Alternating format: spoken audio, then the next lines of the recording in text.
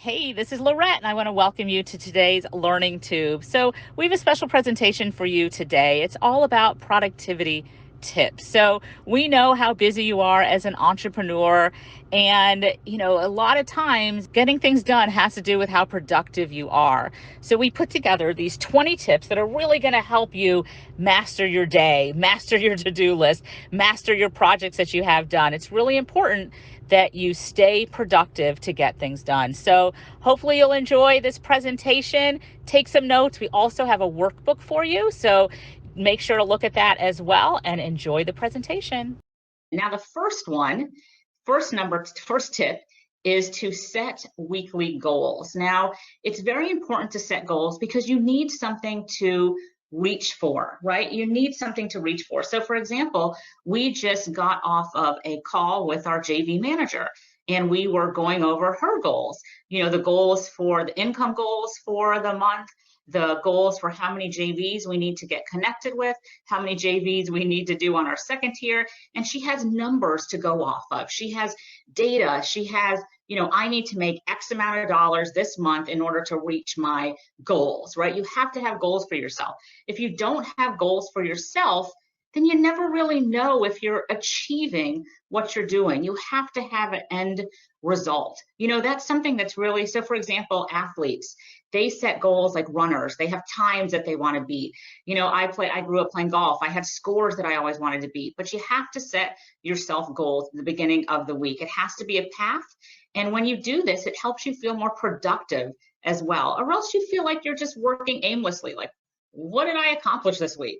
Right? So make sure you set weekly goals. And how you set those goals is up to you. You can write it on a piece of paper, you can put it up on a board. Like I have a whiteboard, and I love to put my income goals on my whiteboard so I see it and I look at it every day. And I go through the day and I write my income in there. And I can see where I am and if I'm going to reach my goals. If I'm not going to reach it, I need to ramp it up. And it's a visual representation of where I am every day so I can meet my goals.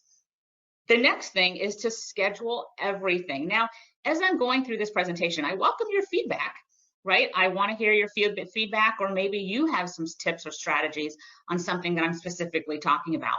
But the next thing is to schedule everything. Now, how many of you have caught yourself going back and forth, like opening tabs in your email, going back and forth, maybe checking some social media? And I know you've done that, right? I know you've done that. Julie, you've done that, right? Yes. Yeah, Colin says me. Yeah, me too. I know I'm guilty. But what to do to help you with that is to create a crafted to-do list, right? When you have a to-do list, you have something to follow. So now you can check off things one at a time, right? For me, I love to put everything on my calendar so I know what I need to be doing at certain times of the day. Some of my staff laughs at me because like today I have a doctor's appointment. I have the doctor's appointment on there. I have to go pick up my daughter. I have that on there. And then here, of course, I have this on here. I have all my meetings, of everything scheduled out for the day. So that doesn't distract me from mindlessly wandering. So make sure you schedule everything. The next thing is time blocking. I love this. So like I said, it kind of goes in with the other one.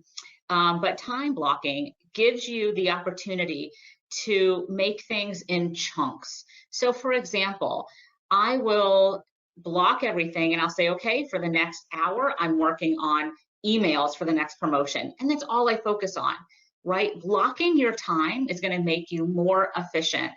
Sometimes my team or Alicia gets frustrated. She's like, Lorette, let's talk about this. I'm like, I can't.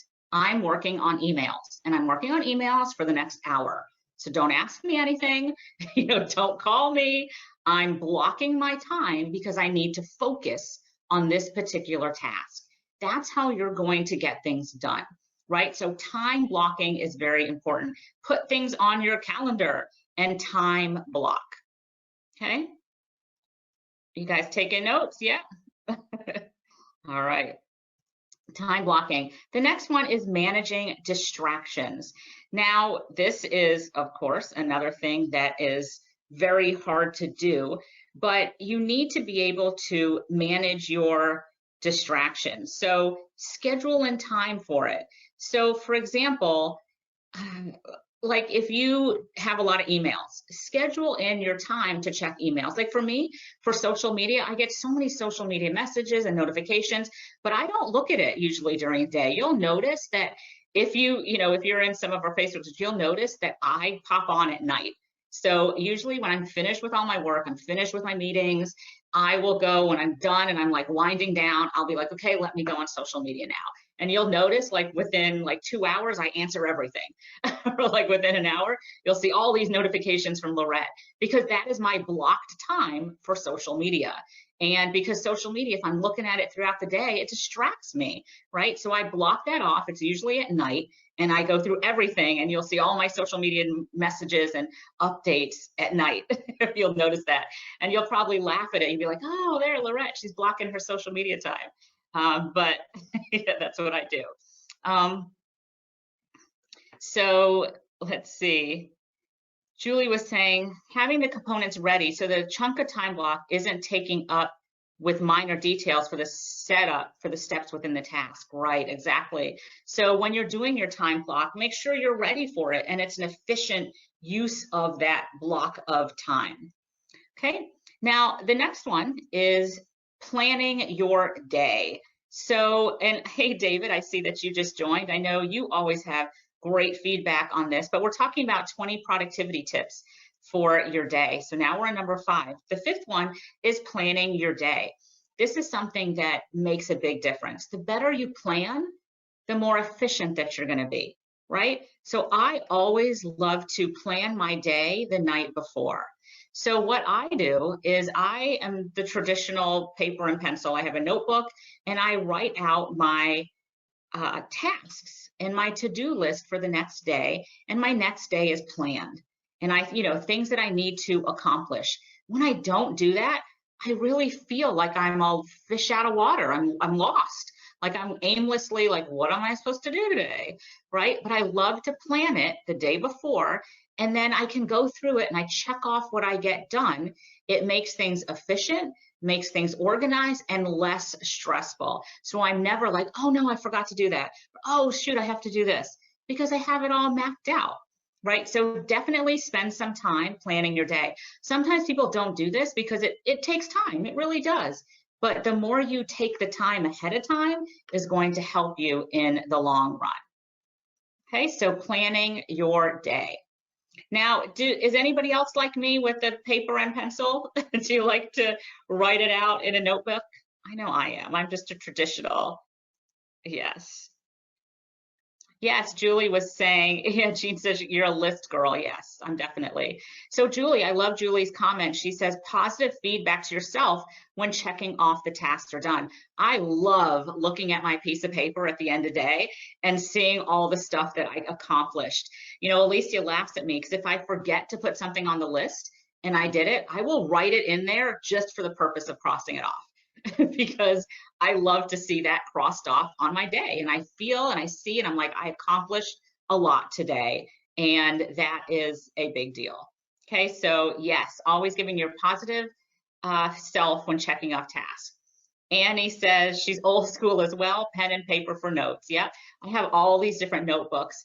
So my friends know to buy me, like Alicia and some of my colleagues, they know that as a gift, like they buy me notebooks or little fancy pens, things that I use. So I have all these pretty little notebooks and I have all these fancy little pens and papers and erasers and little tab things, for my old school way of planning my days. Yes, and then Julie was saying the tasks on the list that weren't completed need to be forwarded to the next day. Yes, exactly. So that is important as well. Okay, so now the next one is waking up at the same time. Now, I do this already, right? So every morning I'm up at either 5:30, 6 o'clock. I have a 2-year-old, so she comes in my room smiling every morning. Hi, mommy. So I can't help it. She's my alarm. But I wake up the same time every morning.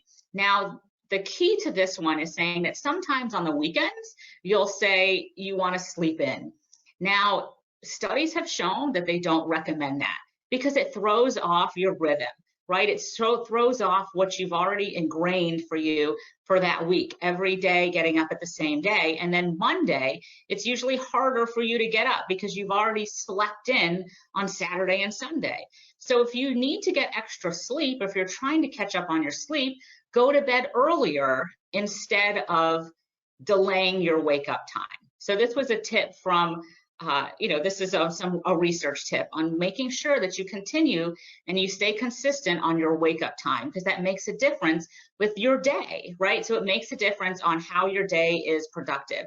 Once again, if you need extra sleep, go to sleep earlier, but don't sleep in. Yes, Julie, 2 years old. She is a bundle of energy.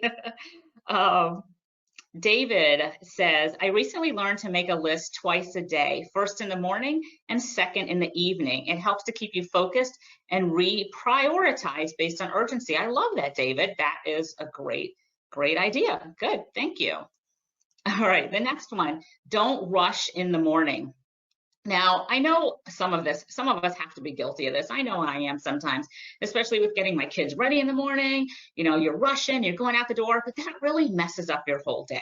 So make sure, like we talked about ahead of time, like we talked about in some of the other ones, plan your days ahead of time. So the night before, you need to plan the next day. So for me, like usually my rushing is because of the kids.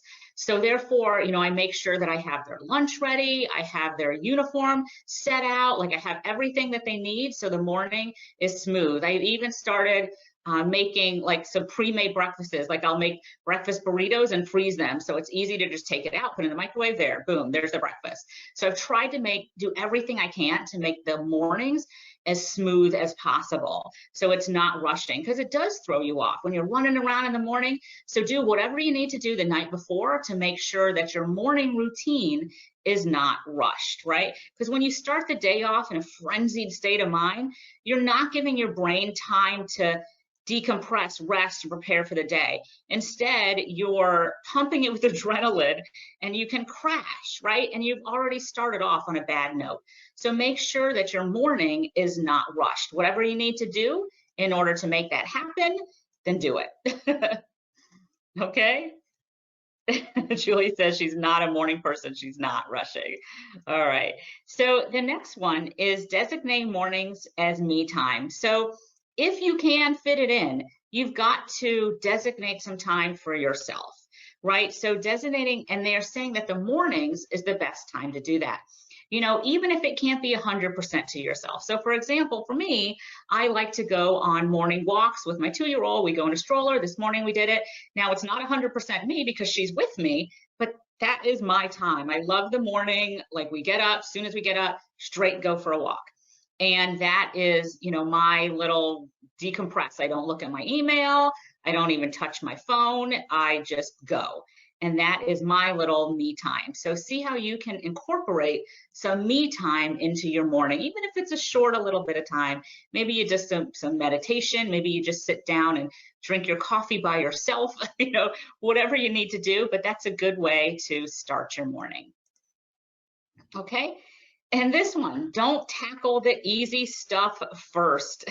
Now, this may be tempting to people because there's always low-hanging fruit in what you need to do, right? So maybe you need to, I don't know, some of your daily tasks or your life tasks or whatever. But they say that the morning is the best time that most people's brain is fresh and ready to go. So that is when you need to tackle the harder things that you need to get done.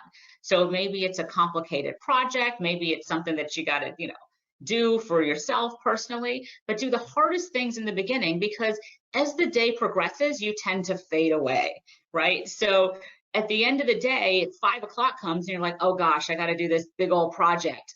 Well, by that time, you're already tapped out, right? So the concept here is to do the hard stuff early in the morning. Do you agree with that? Do you agree with that, David? Do you do the hard stuff in the morning? Because by the end of the day, you're tapped out. I know for a fact Alicia is like that. By time like dinner time, she's like, yeah, I can't function anymore. But sometimes because of the kids, a lot of times I work better at night because during the day, you know, I'm with them, I'm doing all that stuff. At night, they're all asleep, the house is quiet, and that's sometimes when I do my hardest work. But you know, it really depends on you and how you work the best. But this is the recommendation. Okay, let's see. Yeah, so David says he agrees. In the morning, you're fresh, you get more done. All right, now the next one is stop multitasking. Who is guilty at multitasking? Trying to get a bunch of different things done at the same time, right? But a lot of times that makes you less productive. So let's say you're doing a bunch of different things, and so you're doing 30 minutes of this, 30 minutes of this, 30 minutes of this, 30 minutes of this, but then it's hard to accomplish anything because you're doing a little of everything. So multitasking, you may think that it's beneficial, but a lot of times it's not, right? But of course, it depends on what it is, depends on what you're doing. But multitasking has shown in studies that it's actually not beneficial. And this goes along with what we were talking about before with like doing the time blocking and taking away distractions. So multitasking, depending on what you're doing, is usually not a good thing to do. So Janine says me, right? Annie says me. Let's see. David says some managers force you to multitask. It spreads your brain activity and tires you out. It really does. So try, if you are guilty of multitasking, really try the time blocking technique, saying, okay, for this hour, I'm doing this. For this hour, I'm doing this. And you'll get more things done. It just makes sense logically as well. If you're doing 10 things with 30 minutes on each thing, how are you going to accomplish all that? You're not, right? So stop multitasking. Yes, the Pomodoro technique. David, this is a great, so I do this, I try to do it. I believe it's 25 minutes, right? You work for 25 minutes and then you stop for 3 minutes or 5 minutes and then you do it again. So 25 minutes and you stop for like, Google it, but I'm pretty sure that's what it is. It's like 25 minutes, 3 minutes. And it just helps you, first of all, when you give yourself that time block of that 25 minutes, you get so much stuff done, right? Because you're like, oh, I got 25 minutes, go. Like for example, when I was gonna go on vacation, and before I went on vacation, I was so productive because I was like, I don't want to work while I'm on vacation. I got to get, outsource this, get this done, and I was so productive because I had this deadline, this goal. But that helped me. But definitely do that time blocking and stop multitasking. The next thing that they recommend is don't work through lunch. And I know that as an entrepreneur, I've been guilty of this. I sit at my computer and I don't move, right? That's not good. And that goes with what David was saying with the Pomodoro technique, is that you've got to give yourself time to recharge, right? So the point here is when it's lunchtime, get up. Even if you're at the office and you brought your lunch, that's fine, but get up, maybe go sit outside. I like to go sit at the park. Is something that I do a lot. My kids, we go on picnics at the park, right? And even sometimes I'll bring my laptop or whatever, but just getting out of your environment, taking a break, recharging, and don't sit at your computer nonstop all day, right? And it really helps, like Julie says, yeah, you need to take breaks from the screen, right? You have to. You need to take breaks from your screen. It's not good for your eyes. It's not good for a lot of things. So get up, move around, don't work through lunch. Okay. The next one are power naps. Does anybody take naps? David, do you take naps? So they're saying here that it's recommended to, Julie, do you take naps? To take short little power naps in the late afternoon. It gives you a little burst of energy and can help you become more productive. I personally, it's hard for me to take a nap because it's hard for me to turn my brain off. But let's see, my break from the screen, you can wearing a track in the floor. So Julie says her break from the screen, she heads to the kitchen. There's a track going to the floor. Yes, so David was going on the lunch. He says lunch helps you physically recharge. Eating at your desk keeps your anxiety levels up. Yes, so don't eat at your desk. Julie says yes. Nana naps, drowsy in the afternoons. Yes. Um, Olivia says that she does take naps around 2 to 3 for about 20 minutes. That's great. Yeah, that's what they recommend, like 15 minutes, 20 minutes. Yes. Julie. Annie says, if you take a nap, I feel more tired when I wake up. Now, Annie, they say that maybe your nap is too long. Like it should be just a short 15, 20 minutes. I think because if you go past that, now you're going into a deeper sleep. So are your naps longer than 15 to 20 minutes, Annie? So maybe try to make them shorter, and that's supposed to help you. Okay? Food coma after dinner. Yes. Okay, your naps are maybe half an hour. So see if you can, it recommends 15 minutes. So maybe make a 15-minute nap and see if that makes a difference. Because I think when you go past it, you go into a deeper sleep and then it's harder to get up. So try that. Okay. So David was saying his energy levels does drop in the afternoon. He either has a Red Bull or a power malt. Okay. My energy levels drop in the late part of the day as well. So because I know that, I save things that don't really require my brain. So for example, if I need to do laundry or if I need to do, something like that, I'll leave that for the afternoon because I know my brain is fried, like by the end of the day. So I'll leave things that don't require a lot of brain cells in the end of the day because I need my brain cells during the day. All right. Now, the next thing is get your meetings done more quickly. So one thing that frustrates me more than anything are having meetings that have no agenda and just are like chit chatting. Like it really annoys me. That's one of my pet peeves. So whenever I have meetings, I always want to make sure, you always want to make sure that you have an agenda. Now, I'm not sure how many of you guys have meetings yet because you don't really have, many of you are just getting started. You don't really have your teams, but I know you've been in meetings from past jobs. And I know you've probably experienced great meetings and horrible meetings, right? Now, I'm sure you can take lessons from each one of them. I know I've had some amazing bosses that I've learned great things about meetings, and I've had some horrible ones as well. Now, one thing that I always do when I have meetings, I always want to have an agenda.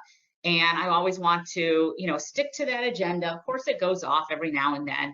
And then I always, at the end of the meetings, always have action plans for whatever we discussed. And that's going to go over for the next meeting. Sometimes we do have a little chit chat in there, but I make sure that, okay, this is a 30-minute meeting. Let's do it 30 minutes. Here's the agenda. Let's get it done. And meetings can drain you and can be a waste of time if they're not efficiently done properly. David says meetings can waste of time if not managed properly. Definitely. He had a horrible 2.5 hour meeting yesterday. Now, was it 2.5 hours because there was no structure? People were just chit chatting. Sometimes the person in charge of the meeting is not what's the word, is not controlling it. Like if something goes off topic, whoever's in control of that meeting needs to bring them back, right? Okay, so let's get back to the topic and discuss what we were talking about. Because a lot of times, just like anything else, you can wander off, and that happens in meeting. So when you're controlling the meeting, you have to make sure to keep people on target. Yeah, so 2.5 hour meeting is drainful, is painful, especially if it has no outcome to it, or it doesn't have something that's going to move you forward. So at the end of the meeting, you have to make sure that it was productive and there's action steps going forward. Okay, the next one is disconnecting. Now, this is hard for me, and I bet it's hard for you, David. But disconnecting. So, when you are working Friday, Monday to Friday, you're engrossed in your work, right? But Saturdays and Sundays are supposed to be a time for you to disconnect. Now, for me personally, I cannot 100% disconnect. I can't do it. It stresses me out even more if I'm 100% disconnected. But I do set times on those weekends that I do work, right? So I'll be like, okay, from the morning until 12 o'clock, I'm, doing whatever, hanging out with the kids or whatever, doing something else. And then between, these hours, I'm checking emails or I'm following up with stuff.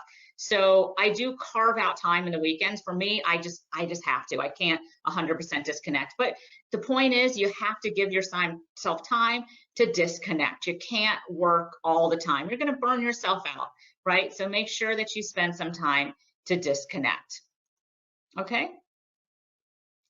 Let's see. The next one, this one's kind of funny, but stop black. Yeah, so David, he was saying work-life balance is important. It is important. And sometimes it's really hard for an entrepreneur because an entrepreneur is literally always working, right? You have your phone, you have your laptop, and it's different when it's your business. When it's your business, sometimes you can't stop because you're always trying to, because you have so much invested in it. It's yours versus somebody else's business.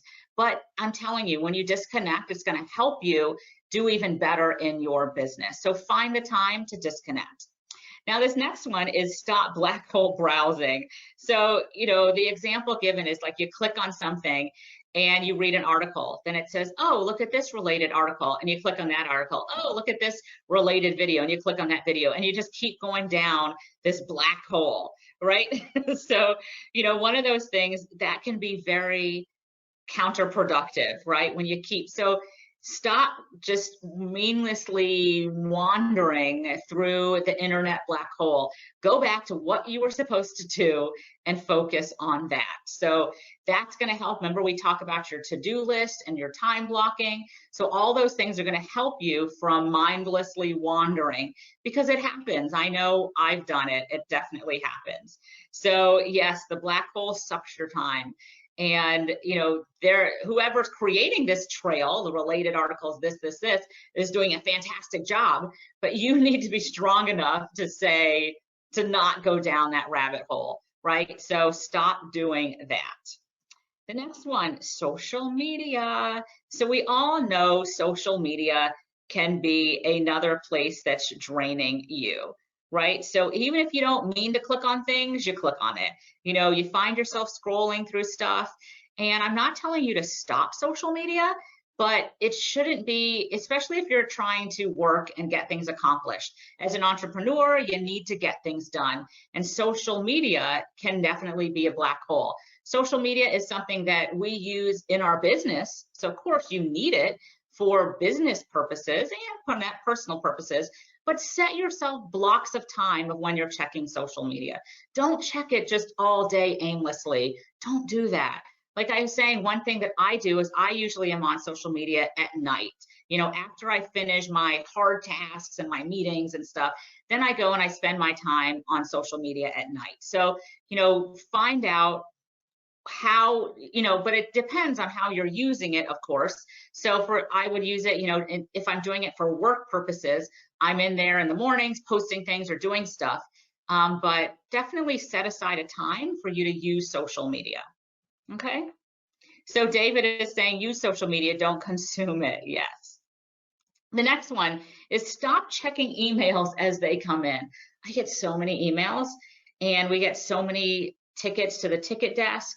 But if you're constantly, unless that's your job, unless you're a customer service agent, then you should be checking it every minute. But if you're not, then it's not something that you should be doing and checking as soon as your email dings or as soon as you get a notification. Once again, this is something that you should do for time blocking. Set aside a time when you're answering emails. So, and when you do that, answer all of them. So for example, we have a tour company and I help my husband with the emails and stuff for the reservations. And I block off a time for that. And when I'm doing it, that's all I do. I'm like, okay, for the next, until I answer all of them, I'm not coming out of this email, and I get it done, right? So I don't do it as every second that it pops up. So it just helps with the time blocking as well, and complete it at that time. We have one of our friends, Jeff. He is the most organized person and on top of things. I was sitting next to him once in a mastermind, and I looked over my shoulder because he was on his laptop and he had one email in his inbox. I was like, oh my gosh, how is that even possible? I have like 3,000 emails in my inbox. And he said that every email that comes in, he does something with it. He either deletes it, he responds to it, he forwards it or he does something with it, but he does something with every email that comes in, and his inbox was zero. Does anybody have zero in their inbox? I've never seen that before. I wish I could do that, but I don't. But it's a great habit. You know, every email that he said comes in, he does something with it. It never sits in his inbox. Now, that's a great strategy to do. And so when he, you know, when he sets aside his time for his email, he starts at a fresh inbox. So I thought that was a great strategy. Does anybody have a zero inbox? No, I don't know anybody. David says the zero that he has in his inbox is zero space for new mail. That sounds like me. You are. Wow, Janine. You said you set up weekends to set aside time to clean up all. You're almost at zero. I am very impressed. Very impressed. So I need to definitely do that because mine is not. Mine's more like David, zero space for new mail. So that's great. And I'm sure that anxiety or stress levels really decreases when you're like, oh, I have zero emails. But when I log in and I see, I'm like, oh my gosh, I have 3,000 emails. It gives me anxiety, right? So it's definitely something that I personally need to work on, is cleaning up my email. And Janine, you are going to be one of my my inspiration. All right. The next one is pursue a passion. Now, this can be anything, right? So I'm sure that you have a passion to do something. You know how we were talking about disconnecting, like on the weekends you need to disconnect. When you disconnect, try to do something that you're passionate about, right? Try to do something that you're passionate about, or something that you really enjoy, something that brings you happiness, right? So maybe it's not, yeah, you're disconnecting, but you're just sitting on the couch watching Netflix. I mean, does that make you happy? Is that your passion? If it does, if you enjoy it, like for example, my mom loves to watch the old British shows. So I got her a subscription to BritBox on Amazon, and that brings her joy. Like she loves these British shows, and she watches it on Amazon Prime, and that makes her happy. But you know, and she also likes to go outside and do gardening, so she does that as well. And she finds time to do that because that's her passion. So out of curiosity, what are your passions? Right, David, I know, yes, I know you do cycling. That is hard, David. I know it's not the same, but I did a spin class, and I was like, oh my gosh, get me out of here. It was so hard. But I commend you for doing that cycling. That's a workout. That is a workout. Anybody else? What? Yeah, spin classes are hard.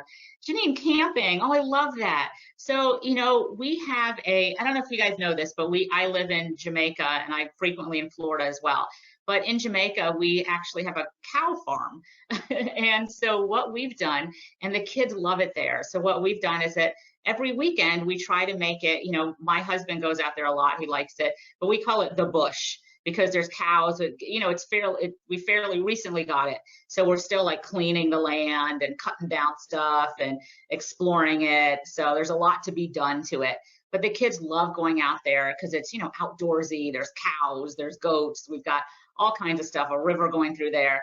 And so it's like an exploration, and it brings them so much joy. And it brings me joy being there with them. Like I haven't, you know, like the camping, the outdoors. The other last time that we were there, my daughter has a tent. We put up a tent, and we were there just all day. We made a little makeshift fire, and we were doing, you know, making s'mores on the fire. Like that brings me joy. So I try to make sure that I fit that in. We're trying to do it every weekend, you know, just for a little bit of time to go out to the bush and, you know, hang out with the cows or just walk around, you know, see what we can do out there. We got fruit trees and things like that. So, you know, that's something that brings me joy, and it brings me joy because it also brings my kids joy. So find something that makes you smile, right? And put that into your schedule. Like put that into your schedule. Sometimes even though you may not want to put it on the calendar, like make sure that you do it. Make sure that you do it. Okay? What other passions do you guys have? Anybody else have any other passions? What other passions do you have? Yes, David, come visit. But nobody else has any passions? Okay, gardening. All right, good. All right. Walking. You like to walk. Okay. Walking is great. I enjoy walking as well. I love to explore and see things that are happening. All right. So try to pursue a passion. The next one, I thought this one is interesting, is taking a 30-day challenge. Oh, Julie likes to read a good book. That's excellent. Yeah, reading a good book. The next one is take a 30-day challenge. Now, I liked this one because when you do challenges, it keeps you focused. A lot of times, though, I have a problem sometimes fulfilling the entire 30 days. And so that's my challenge is finishing the challenge. But doing challenges really help you get things done. But giving yourself a challenge, something to stick to, is a great way to be more productive and to get things done. If you have any other challenges that you can do that can help you grow your business, definitely do that, or just a challenge personally as well. Let's see. Oh, Janine says she is in an Amazon ad challenge. Excellent. I knew you were in a challenge, David. I knew it. You said you're on a challenge walking to cycling 60 days to 50 miles. Wow, to get fit again. Congratulations. Now, did you just start it? Are you just starting this challenge? How far are you in it? And have you stuck to it? And Janine, you said you're in the Amazon ad challenge. Has it been a long challenge? Are you doing it actively? Are you sticking with it? Is it going well? Yes? All right. I guess you guys are writing it in. Good, good. All right. So definitely take some type of challenge. It'll really help you. So she said, so Janine, it's 30 days. It's not easy, but doing okay. So please stick with it. Please stick with it, because after the 30 days, you will be very excited on what you've accomplished. David says, compared to my cycling challenge, the exercise bite is sitting there. The challenge is to use it. But you're halfway, moving from the walking stage and now going to the cycling for a single 50-minute ride. Yeah, that's impressive. That's impressive. Well, I commend you, and I hope both of you complete your challenges. Now, the last one is interesting. It says, listen, really listen.